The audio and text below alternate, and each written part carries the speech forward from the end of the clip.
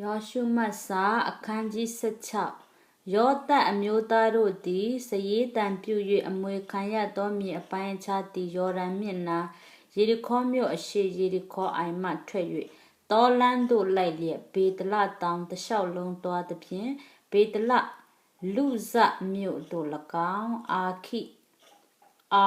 အတယုတ်မြို့သို့၎င်းအနောက်မျက်နှာ၌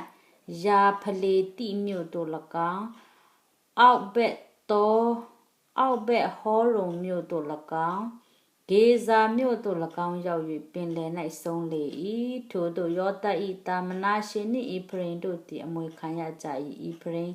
အမျိုးသားတို့သည်အဆွေမျိုးအလိုက်နေသောမြေအပိုင်းခြားသည်အရှေ့ဘက်၌တယုတ်အန္တာမြို့မှအထက်ဘေဟောရုံမြို့သို့လိုက်၍မြောက်မျက်နှာ၌ပင်လယ်နာ